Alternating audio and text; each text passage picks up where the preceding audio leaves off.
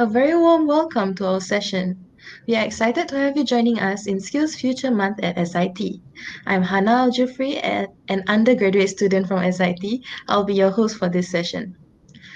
The title of this session is Challenges in Sugar Reduction for Chocolate Confectionery. We are honored to have our guest speaker from NUS, Dr. Alvin Liu. Dr. Alvin Liu is the newest member of the growing NUS Food Science Technology Department, having just joined in June 2021.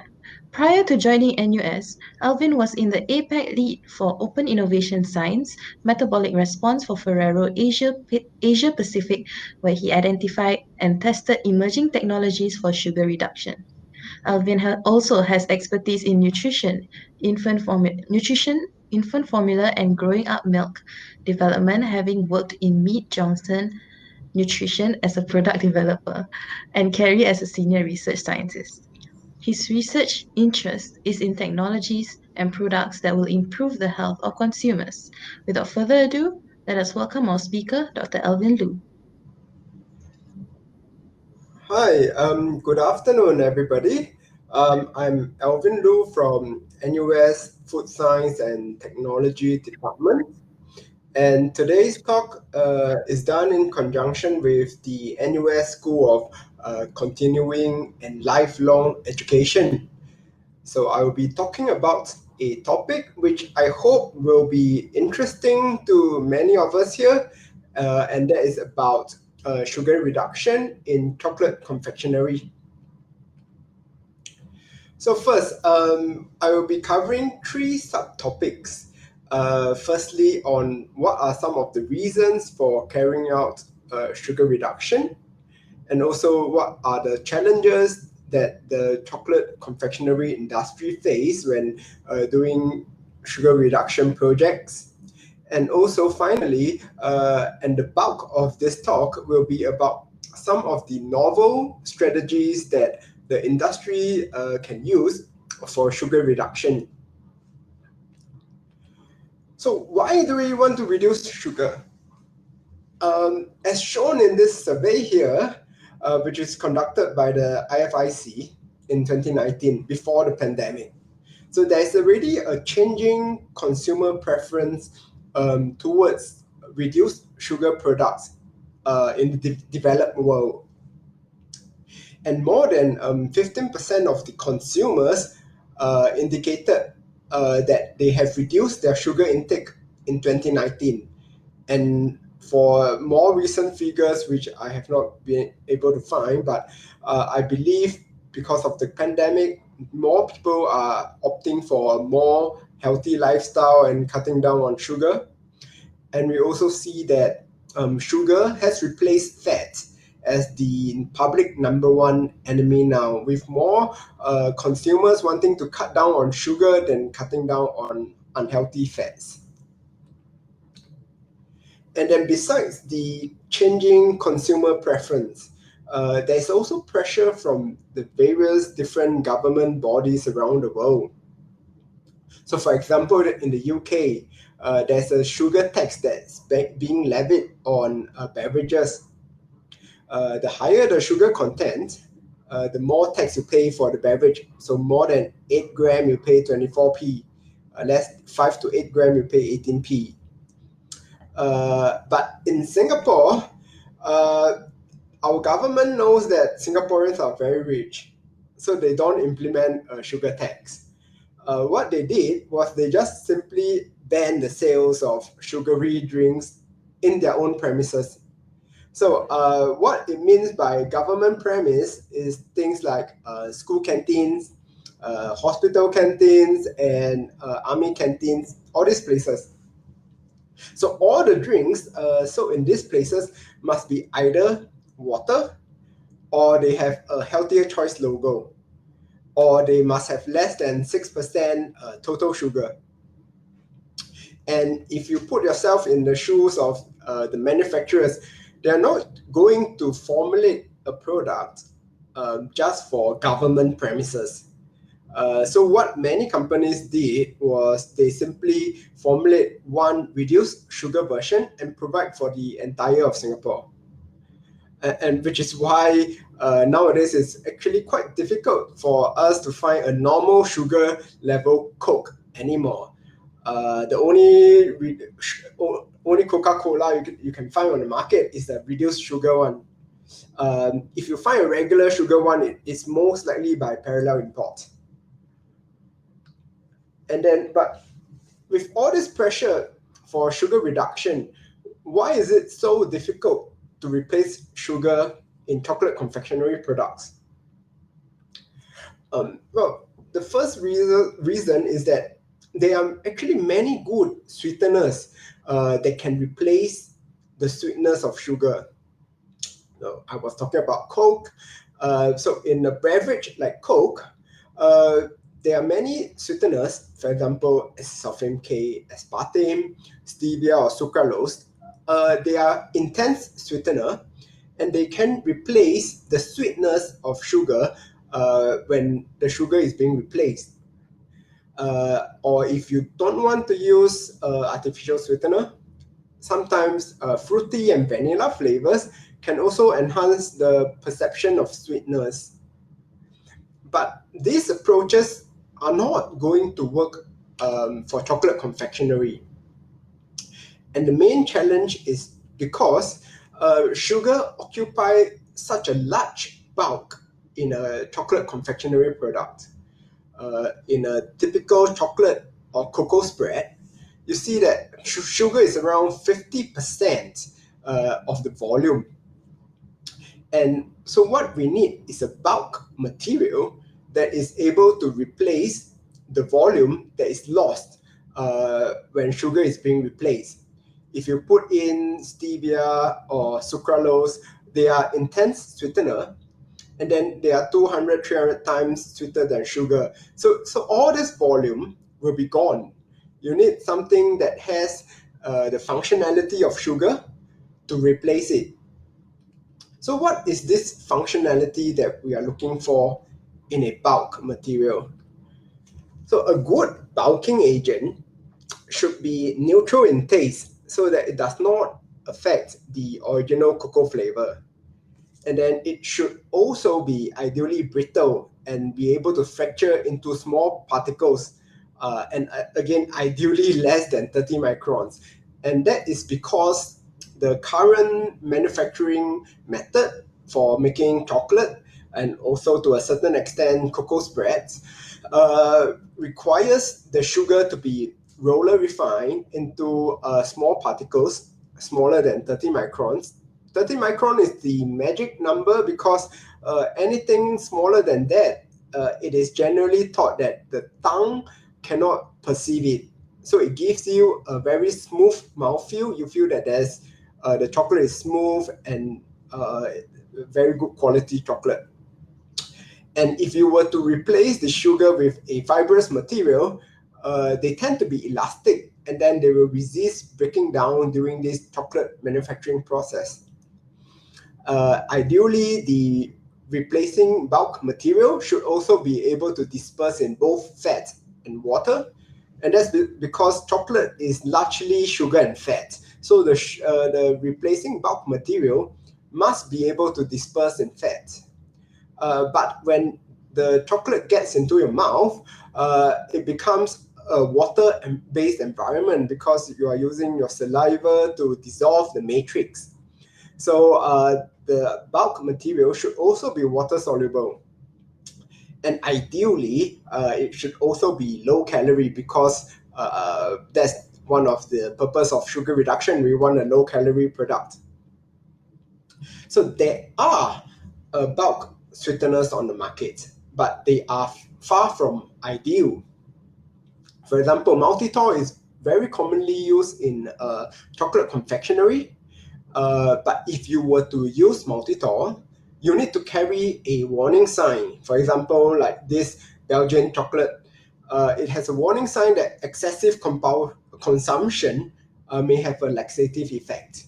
And then some government regulations, for example, this one is from Australia, would require even more harsh warning. For example, it says that it's not recommended for children under 3.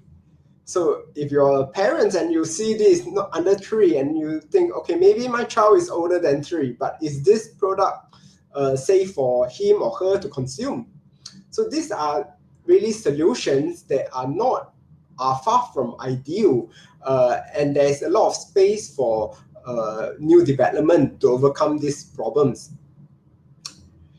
And to do so, manufacturers need to think outside the box to achieve sugar reduction that is clean label, that's economical, healthy, and does not cause any stomach discomfort. We need to think outside the box. So today I'll present some outside the box kind of solution, and then and see how well they fare. So the first approach I will talk about is the so-called restructured sugar approach. So it was pioneered by Nestle, where they claim that they can increase the sweetness of sugar through physical modification, so that it tastes sweeter than normal, and then you can do away with the need for intense sweetener such as aspartame or sucralose. And this physical modification essentially involves making a hollow particle and also a hollow particle of amorphous sugar, sucrose. And this product, or rather this technology, was applied in a milky bar. So, but why does this sugar particle needs to be hollow and amorphous? And what is amorphous? So, and sugar can exist in two states. It can be either crystalline or amorphous, also known as glassy. So crystalline sugar is the type of sugar that you find in normal chocolates and also in table sugar.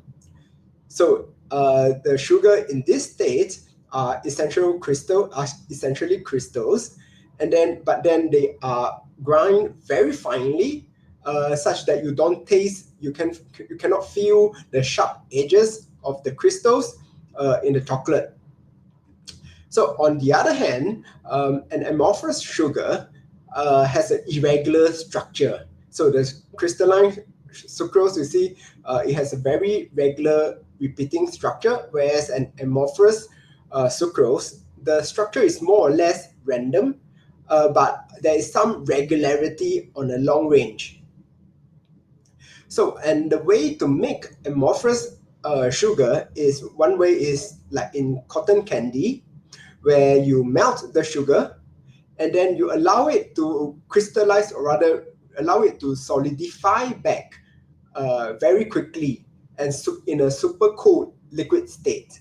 So under such a cooling, there's not enough time for the sucrose molecules to reassemble back into the regular crystalline structure. So instead of forming a crystalline structure, they form a more random glassy structure. And the unique part about amorphous sugar is that it dissolves faster, because in crystalline sugar, you need more energy for it to break down into this more random structure when it is in solution. But glassy state being already starting off more random, they dissolve faster into solution. And the key point about dissolving in solution is that the tongue can only taste sucrose that is in solution. So that would mean that amorphous sugar will taste sweeter, and which is also why cotton candy tastes sweeter than a crystalline sugar. And in case you forget how fast cotton candy can dissolve, I have just a short video to show you. So you say that cotton candy, being amorphous, dissolve very quickly in water, and then it gives you that quick hit of sweetness, which you will perceive as being sweeter. Oops. Okay, so when we put all this together, we get this Nestle Wowsome, which Nestle use this amorphous hollow sugar technology for developing this product. So first they reduced the sugar by 30%, and then they replaced the sugar with oat crispies and maize fiber, and then they didn't use any artificial sweetener because the restructured sugar is supposed to increase the sweetness. And then comes the big question, does this work? And then the main thing is that no, this technology doesn't, well, it's not working as well as intended because it's no longer on the market. It has been withdrawn 2 years after launch. And for most people who have tasted it, they also find that it is not as sweet as a normal Milky Bar. And there's also doubts on whether a 30% sugar reduction, is it appealing enough for most consumers? And there could also be some throughput and yield issues because the amorphous sugar tends to be very sticky, and the method of production is through spray drying. And it could be that the amorphous sugar is sticking to the dryer and reducing the throughput. But again, I must emphasize, I never worked for Nestle, so this is basically an educated guess from my side. So another way in which this sugar replacement can be achieved is to use a valorized side stream material. So now it's very trendy to convert waste material from food processing into food ingredients, and we call this as upcycling. So an example of upcycling would be, say, if you take a glass bottle and then you convert it into a lampshade. That would be upcycled because your new product is more valuable than simply recycling the glass. And the one reason why the industry is looking into valorizing material is because sugar is just too cheap. So we need to look into side stream or waste stream materials and see how we can better make use of them and develop a low-cost bulking agent. So in this slide, we see that the first approach I'm going to show you is about this whole cacao chocolate. So if for some of you who might not be aware, cocoa beans actually come from fruits such as these cocoa pods. The white part that you see, this is the actual fruit pulp. And then the cocoa bean is inside this pulp, and it is the one that's being used for making chocolate.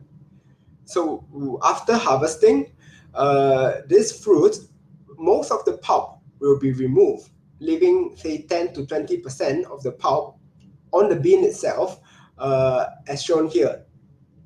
And then this bean with some small amount of pulp is fermented in this heap and covered with banana leaves and fermented. And after fermentation, that bean is roasted, and the cocoa butter and cocoa mass can be extracted. So that's the normal chocolate processing steps. But what we are interested here is in the pulp, because 80% of the pulp is removed. And what can we do with that pulp? So one of the recent development is to use the pulp and process it into sugar. So because the pulp is actually still quite high in sugar, but it also contains a lot of water and fiber. So by using an enzymatic hydrolysis of the fiber with vacuum evaporation, we are able to convert the pulp juice into a pulp powder. And this pulp powder can then be used as a sugar substitute. And the results is shown here. In Japan, last year, there was actually a new product launch. It's a cacao fruit chocolate. And in this chocolate, you find that there is no sugar being mentioned in the ingredient list. And that's because they are using the cacao pulp powder as the sweetening agent.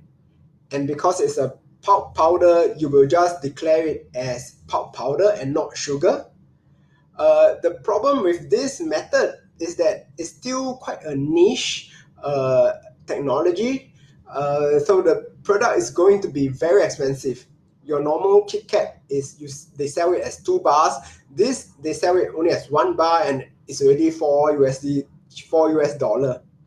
So it's not quite a mass market technology, but it is something to keep a lookout for. Um, and then the other approach that we have seen is to use the wheat bran. So the wheat bran is the outer coating of the wheat endosperm, and it is about 14% of the entire wheat kernel. It is higher in protein and fiber than the endosperm, which is the white part that we usually eat, but it has a gritty texture, and so it's not being used for making white flour. Right now, most of the wheat bran is still being used as animal feed.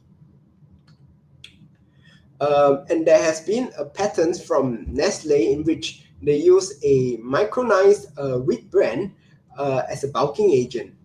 You can see in this picture here where they have used this wheat bran as a bulk to replace the sugar in a chocolate spread.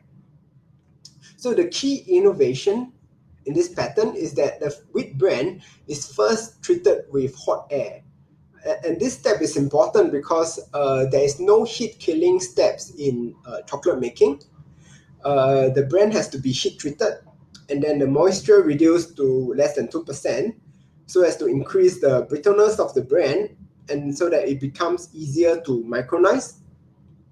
The heating step also ensures that there's no residual lipase because lipase can cause hydrolytic rancidity in the chocolate.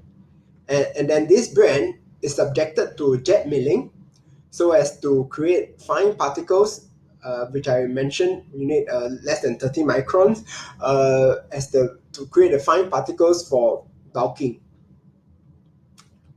So the way jet milling work is by essentially feeding the wheat bran into the jet mill.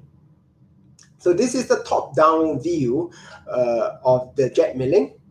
So the feed is fed into this grinding chamber using fast-moving air. Then the fast-moving air comes in from many sides of the chamber, and then the wheat bran particles are circulated at high speed within the grinding chamber. So essentially, we are using the wheat bran to grind itself, using each wheat bran particle to heat again itself to reduce the particle size. And if we look from the side view, we see that each wheat bran particle is subjected to two forces. One is the centrifugal force, which push it out to the outer side of the chamber, and the other is the drag force because the air is exiting from the top here. So during the initial stages of the grinding, the wheat bran particles are still large, so the centrifugal force is stronger, so they will stay on the outer edge. But as the particles grind down to a smaller size, then the drag force will become more dominant, and then it will drag all the small particles, fine particles, out of the mill, and then you can collect it. And that's how they can collect very fine particles of wheat bran to be used in chocolate confectionery. And just to add on, this is not the only application of jet milling. So as we saw just now, you see that the cocoa fruit has a thick shell, and this shell has also now been micronized using similar technologies as jet milling, I believe, to make a very fine powder, and it's a cocoa fiber powder made from the shell. And this has also been used for making chocolate. So it seems like this technology of jet milling and micronization seems to be on fire. So is this a case closed? Actually, no, because if it was case closed, I'll be out of a job. So we find that this upcycled fibrous material, they are still not quite the same as sugar. So in this experiment, we have a model system of sugar and several waste materials such as grape pomace, lemon peel, pecan shells, and also the brewer's spent grain. So these fibers are all micronized and then suspended in an oil, and then their rheology, essentially meaning how well they flow, is being evaluated. So this is to simulate their behavior in, say, a chocolate spread. So on the x-axis, you have the shear rate, and then the y-axis, that is the viscosity. The most interesting part about, not the most interesting part, the first thing you will observe is that as the concentration of the material increases from 5% to 40%, the viscosity increase. So that's expected. The more materials you put into the oil, the more viscous it is. The less expected and more interesting aspect of this experiment is that the shear rate for sugar, if you see the higher the shear rate, the viscosity will decrease quite linearly. The higher the shear rate, the less viscous is the material. But for the other fruit fibers like grape, lemon, those fibers, their viscosity don't come down quite the same way like sugar. So it means that they will have a very different mouthfeel when it is in your mouth. And so the behavior of sugar, this is known as shear thinning. As you shear it, it becomes thinner, the viscosity reduces, whereas the other fibers, they are not shear thinning. Okay, and then so what are the possible reason for this difference? And the main hypothesis is that for crystalline sugar, they form particles that forms weak aggregates when they are in fat suspension. So when you shear it, then they will easily break up into small particles, so the viscosity reduces. Whereas for fibrous materials, because the fiber can absorb some moisture on the surface, so this moisture then in turn cause the particles to aggregate strongly. So even under shear, because remember all around this is a fat suspension, so the moisture is still going to be absorbed here, and then it's still going to keep all these small particles together, and then this will resist deformation, and then it becomes a higher viscosity. So overall, sugar reduction in chocolate confectionery is significantly going to be more complex than, say, sugar reduction in beverages. And then there are many commercial solutions that are available, but they are still not satisfactory because they are not clean label, or they may cause stomach discomfort, or they may have low consumer acceptance. So, and maybe in your line of work, you're also doing some sugar reduction projects, or maybe you have other challenges, maybe fat reduction or other food science challenges. So, regardless of the problems you are working on, the food science and technology departments welcome you to work with us on the challenges you face. We can work in the form of consultations or collaborative research, equipment rental, or even a fee for service chemical analysis. So some of the techniques that we mentioned today, like spray drying, rheology, particle size analyzer, jet milling. These are all available in the department. And then the chemistry department also offers a fee for service analysis through CMAC.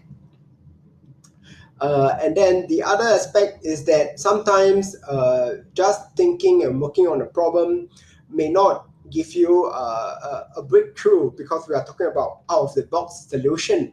So maybe another way is to maybe take some courses. We offer graduate certificates or executive certificates or short courses. So these are some of the courses that I think are relevant to many of our industry friends here. So in terms of graduate certs, these are what is being offered. And then executive certs, these are courses that are offered through SCALE, NUS SCALE, which stands for School of Continuing and Lifelong Education. So these are some of the executive certs that I think may be relevant to our food industry friends here. For example, global food policy and sustainable food systems, which is offered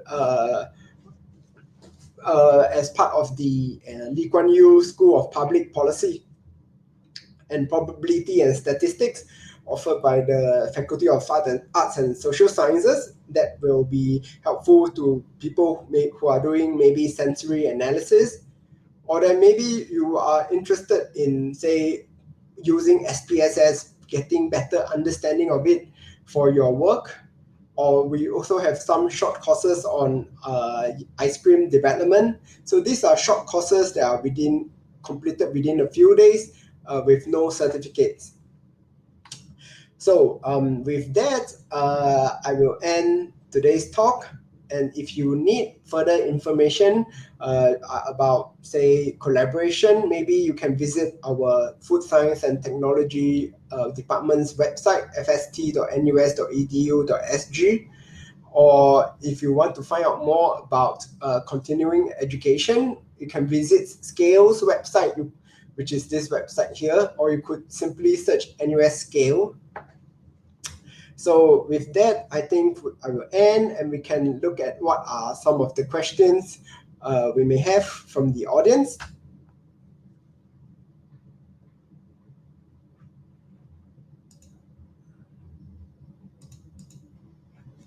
Okay, live Q&A.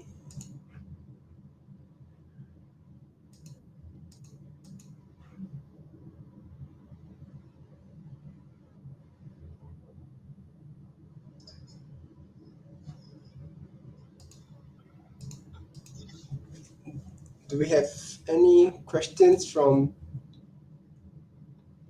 Okay, I see a question on the discussion forum about what can I do for a certificate. Do you mean if you're talking about the food science certificate, let me get a drink first. So the certificates are essentially modules that the food science and technology departments offer. So you could stack them together and you get it can go towards a master's, food science and technology master's by coursework. Or if you simply take two modules, they form a graduate certificate.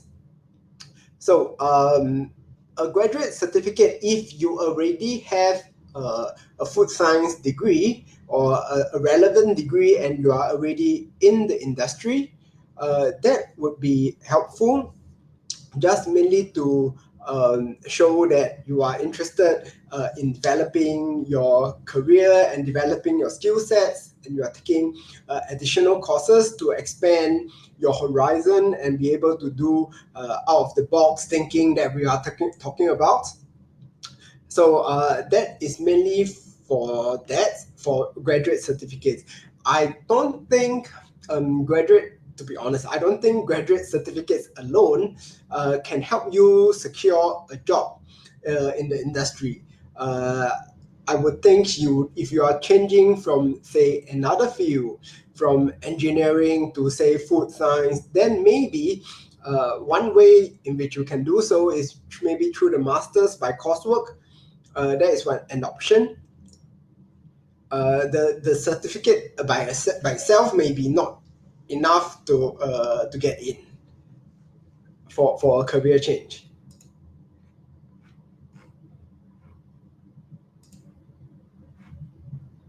Any other questions? I don't see any. For short up. Oh, so this, okay, some of the questions are truncated by the screen, but I'm guessing that you're talking about for the short courses, can you claim SkillsFuture credits? Then that will really depend. If you're talking about the few days long short courses, for example, the Tub and Young ice cream course, that one for sure is not going to be eligible for SkillsFuture credit. Uh, for the SPSS, that I will need to check because I believe it should be, but I cannot be sure because that's not offered by our department.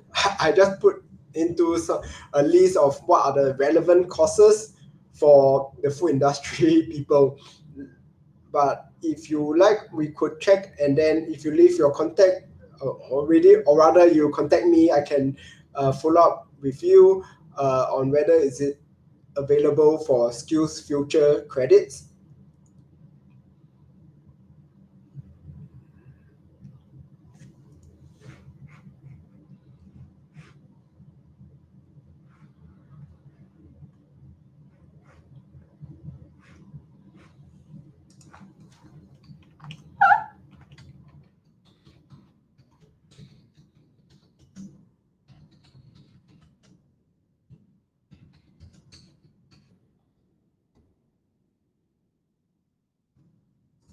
Okay. Should maybe we wait for a while more for students, or rather, sorry, for any questions come in?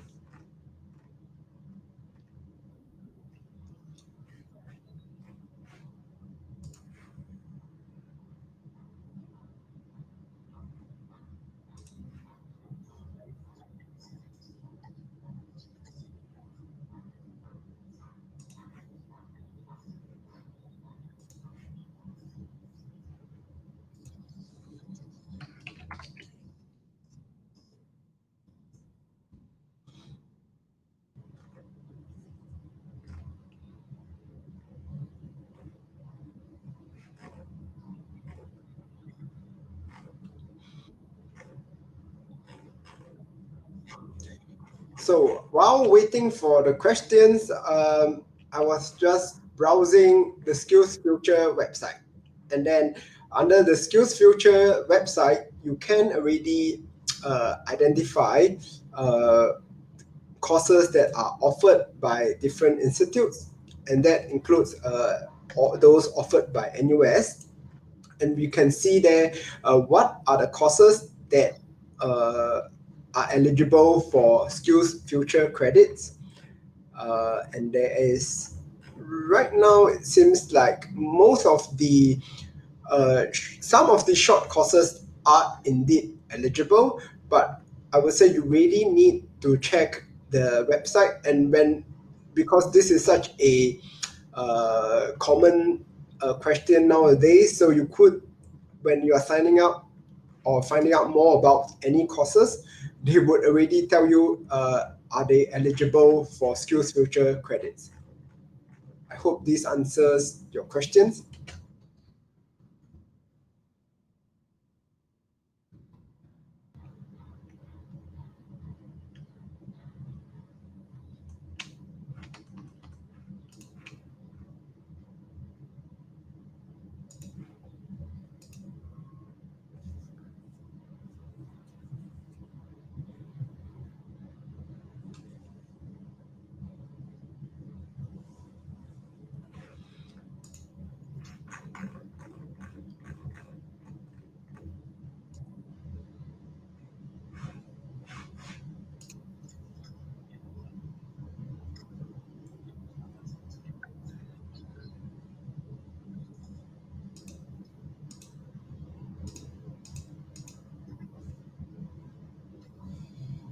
Okay, if there are no questions, maybe we end this session.